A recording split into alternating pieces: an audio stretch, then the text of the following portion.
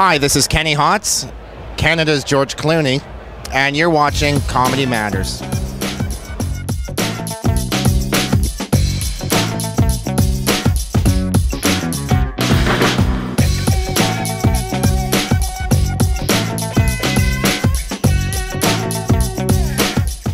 This is the Just for Laughs Festival, which is the biggest comedy festival in the world. Kenny Hotz, by the way, if I'm correct, is the only Canadian to ever have two shows on American TV, two at the same time. Yeah. And what were the names of the shows?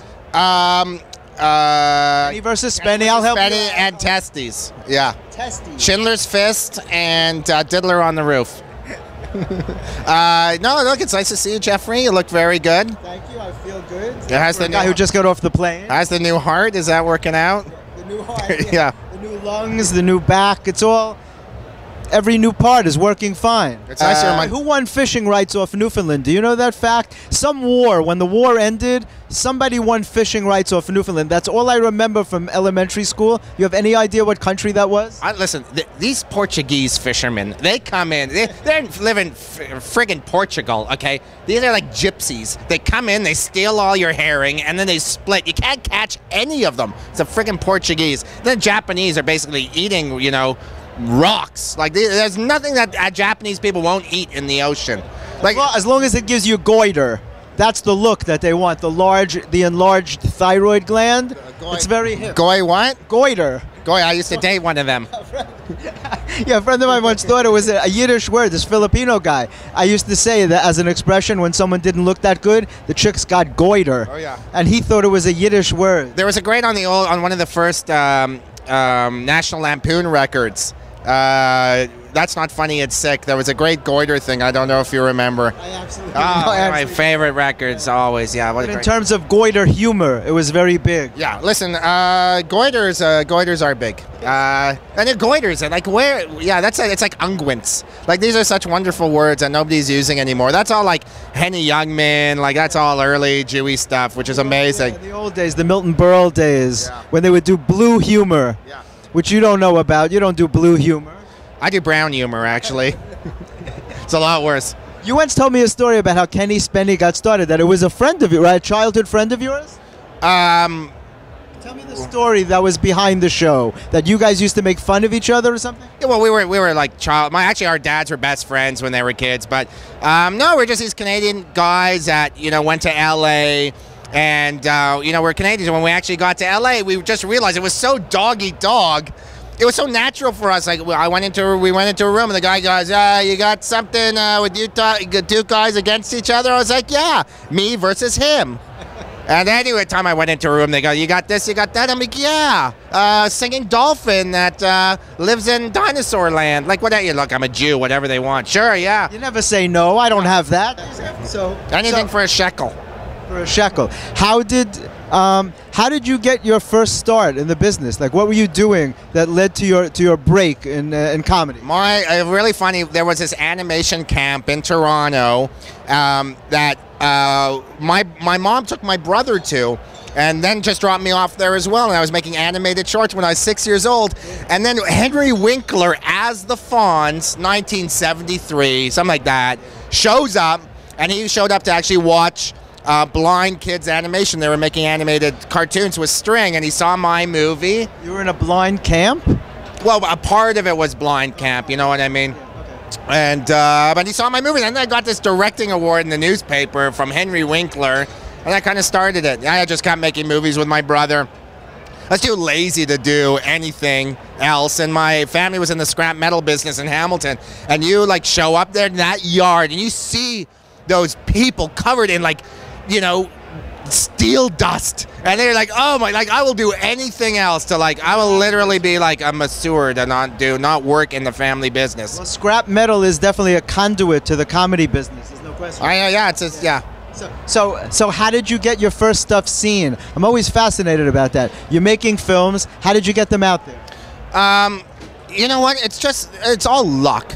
It's all luck, you know, luck, persistence, quality. You know, this is a business where Citizen Kane never got released. You know, when you're working in a business where the greatest movie in the world doesn't even get, you know, doesn't even catch a buzz, like, you know, what chance does anybody else have? So you know what, I just think, you know, when you get that opportunity, and, you know, it's like what Eminem says, like, you just can't choke. You know, you take that opportunity, and you just find someone stupid enough that, you know, with a checkbook, or smart enough, either way, you have to, you know, you have to do it. So who did you get to, though? Did you go in Canada, or did you go right to the United States? One of the first. Will Smith, actually, we had a movie called Pitch, where Spenny and I tried to pitch a script, and I pitched it to Pacino and Roger Ebert. And we're like, it was in '96. We're the first guys to film in a festival and get all these stars in a movie.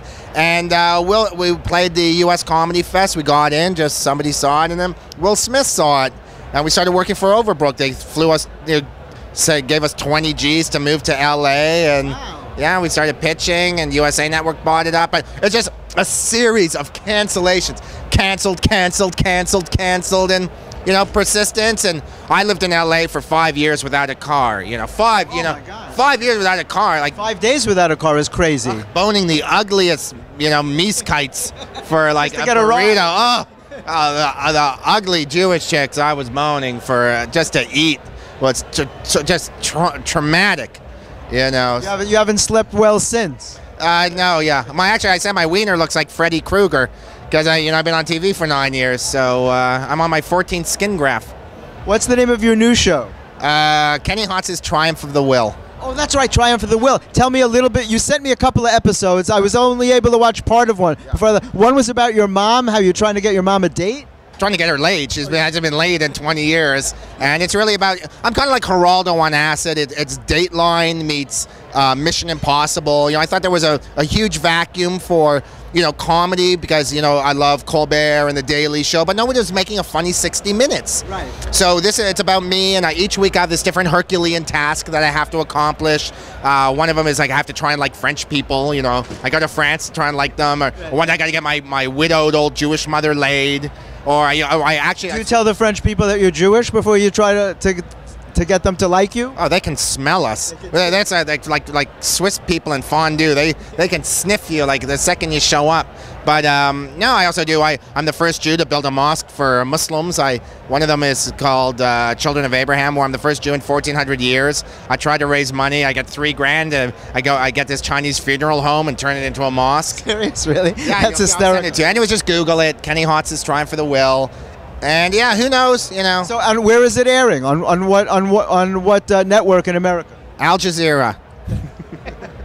No, seriously. And on MTV? No. Oh God, yeah. Oh, I wish. I think I'd be here.